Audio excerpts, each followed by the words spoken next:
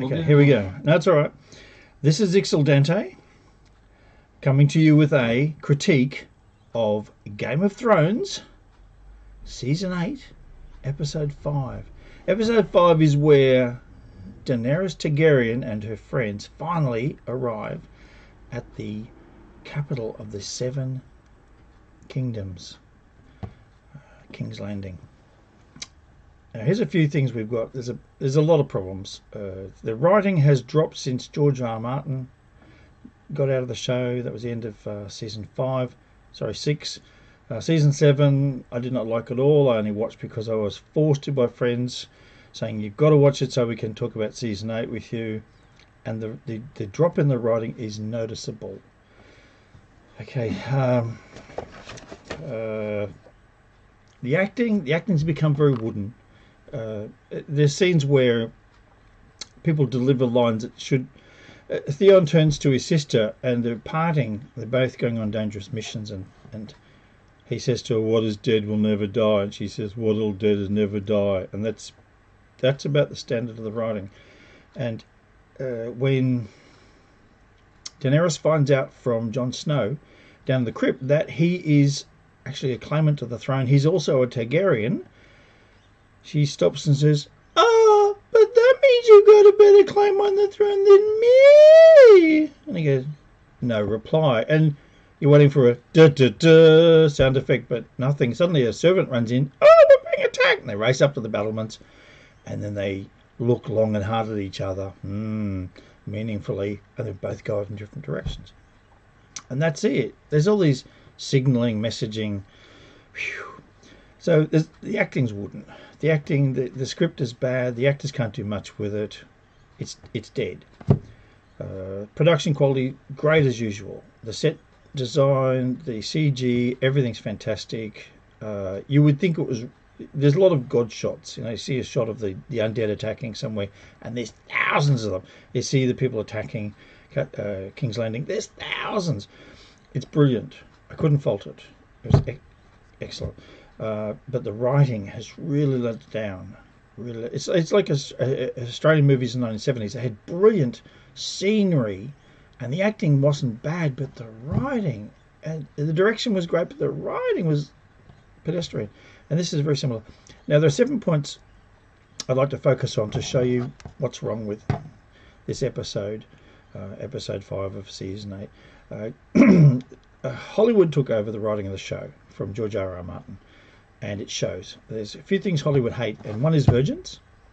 One thing they love is any bowel jokes, farts, poos, wheeze, any references to body parts.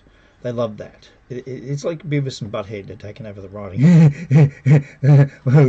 So you've got Varys and Tyrion Lannister, the two advisors of the Queen, who up until season 6 were brilliant and witty and wise and had a long view. Suddenly they haven't. And even Sansa turns to Tyrion and says, "I used to think you were the smartest man in the world." And Tyrion just looks at her, nonplussed.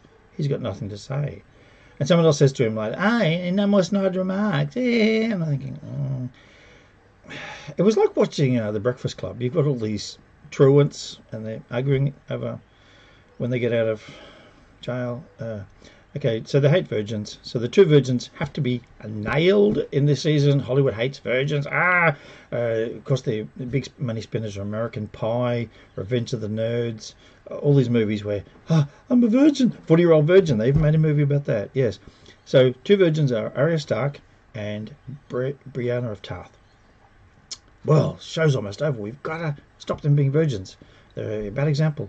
So Gendry Baratheon and Arya were friends in an earlier season, and she says, "Oh, we're going to be dead in the morning. We've got to have sex." Oh, okay, meaningless sex. He thinks it means something. He comes to her the next day. He's been made Lord of Storm's End. He proposes. He gets down on the knee, does all the romantic routine. "Oh, please marry me. I'll love you forever." And she goes, "You, I'm clearing out."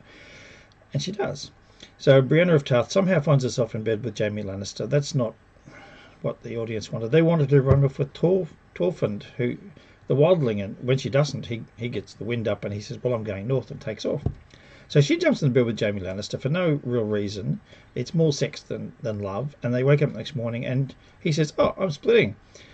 And she says, "You can't do that. Please." She begs. Now, Brienne of Tarth is a lesbian icon, and she's hard as nails. No one can defeat her. Only Arya Stark did in this because she learned all these dirty tricks off the assassins over in Bravos.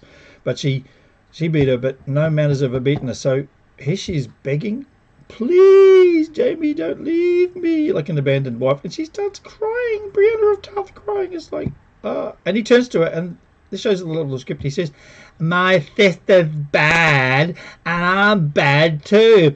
And then she starts crying, and we were crying too. We're thinking, what happened to this show? Okay, Theon Greyjoy. Now, Theon Greyjoy is the archetypal coward. He has been always a coward. We've all heard about Joseph Campbell on the hero's journey. Well, he's the coward's journey. He just gets badder and badder and badder. He ran off and left his sister to get captured by his uncle.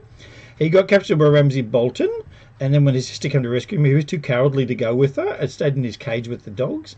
And when he attacked Winterfell, his adopted home, of course they didn't see it coming. He almost captured the two Stark boys and pretended he'd killed them, and instead he paid a villager for 2 sons and then killed them and burnt them so that no one could see the difference. And he's just like a creep. He's like, ugh. He's like Ramsay Bolton, but a coward version. He's just slithering. And then in this season, suddenly he's a hero. He's told, "Oh, you're going to protect Bronn. You've got to keep him safe from the undead king, the Night King." And he's got his archers and, "Whoa, stand your ground, man." And what? He kills 25 with arrows, runs out of arrows, and he picks up a spear and he kills another 25 with a spear. And then he looks at Bran, "Oh, I'll get him," and he races off to kill the Night King. And we're thinking, who was that? You hear these stories that people die on the operating table and they wake up and they've got a different personality. Well, that's happened to the entire cast. It's like, who are these people? What's happened? There's been some sort of change of personality. Now, Arya Stark has been a famous Avenger. She's been, ever since Ned Stark got his head cut off in the last episode of season 1, she's been on a trail. She's got a list of names. She memorizes them. Like, "I'm going to kill this one, and I'm going to kill that one." She's like blood crazy. So she gets all the way, in this season episode, she gets all the way to the Red Keep. The walls have been breached of the Citadel. She and her friend, the Hound, enemy friend, the Hound, they're in the basement and they're about to climb up the stairs, and the Hound turns around and says, "Look at me, look what revenge has done for me, don't turn out like me." And she goes, "What?" And she says, "No, look at my face." And she goes, "Oh, you are ugly, oh my god, oh thank you, I'm getting out of here." And off she goes, and he goes off and does his revenge thing with his brother. But she then goes out in the streets and does some very strange things. There's people cowering in fear of Dragonfire, and she keeps dragging them out in the street saying, "It's safe!" And then they get incinerated, and she goes the next month, "It's safe!" And they get incinerated, and 3 buildings fall on her, and every time she wakes up, another building falls on her. And finally, there's this absolutely bizarre scene where she wakes up, she's walking in slow motion, covered in grey dust, and there's nothing but people staggering through grey dust. And believe me, it is completely taken from 9/11, when the buildings collapsed, and there was all that cement dust in the air.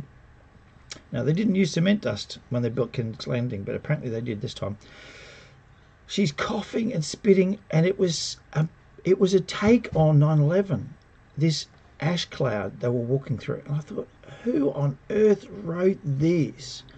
What are they trying to tell us? There's some sort of subliminal message. She walks through the streets, and the whole streets are destroyed. It looks like Aleppo. It looks like Raqqa after the US Army destroyed it 2 years ago. It's a wasteland. There's piles of bodies 6 feet high.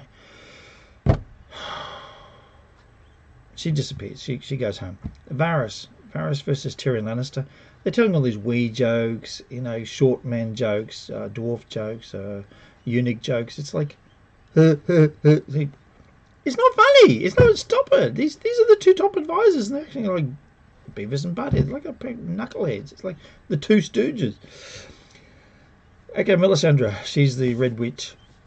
Did amazing things, terrified everybody wherever she went in the first few seasons, and then she disappeared. Now, she's come back and she does a bit of magic, but since the Citadel was destroyed at the end of season 5, there's been no mention of religion. There's no religion. They used to refer to the Red God, which Melisandre follows. He likes human sacrifice. And there were the nicer gods. There were the seven. There was the mother, the fisherman, the whatever.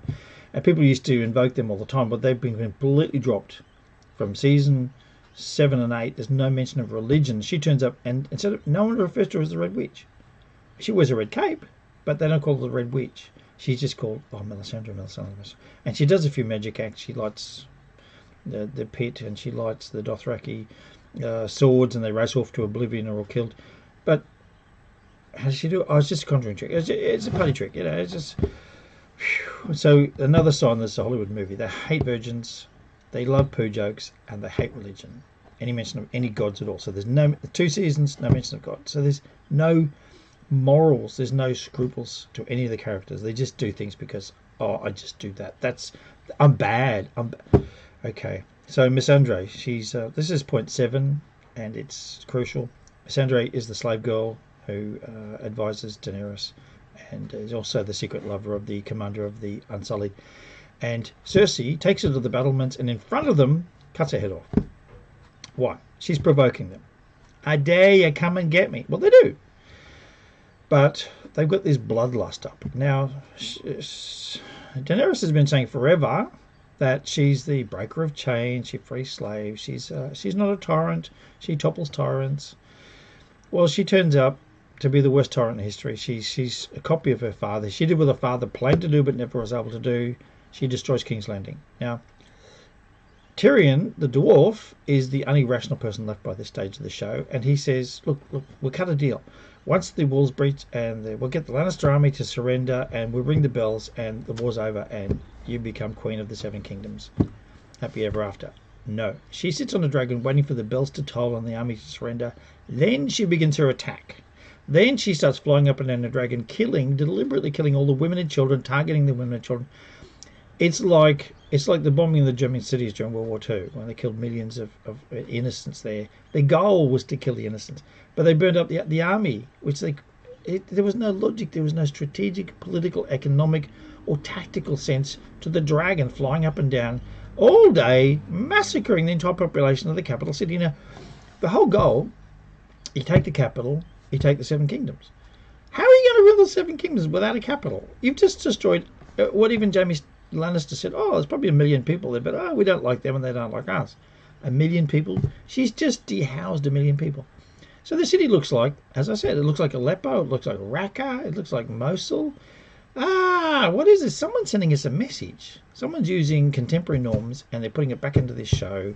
And the rubbish, the piles of bodies feet high in the streets, the bombs, it's crazy. So what's happened to it? I don't know. Daenerys has gone mad. She's gone mad, and it serves no purpose, and it just came out of the blue. It just suddenly happened, like Theon becoming a hero. Oh, and of course, Clegane meets his brother and commits suicide. And the Red Witch? How are they going to kill the Red Witch? Oh, she commits suicide. What? It's just like someone saying, oh, look, we've got to tie up the plot. We better get this one. We're going to rape all these virgins. We're going to murder half the population. We're going to burn everybody. We're going to kill the dragons. And then anyone who doesn't get killed is going to commit suicide. And it's like Hitler's bunker. You think, where's the poison pill? You know, where the Russians at the gates? What's going on? This is crazy. Whoever wrote this is trying to destroy the show. I think it's the greatest example of how the fan base should have shut up and said, yeah, we're happy with 7 seasons, even though the last season wasn't very good. They nagged the producers and the writers, and people saying, oh, 2 years it's been a really tough production. No, I think 2 years they've been writing rubbish, and they're saying, we're going to make people regret ever asking for this extra season because it is rubbish. Okay, signing off. This has been Ixil Dante for Quim Videos. Now, you can reach us on our email at qim662019 We'd like you to like it and also to subscribe, and be sure to leave your thoughts in the comment section. Please stick around. There's going to be another video. There'll be another season of this. Thank you.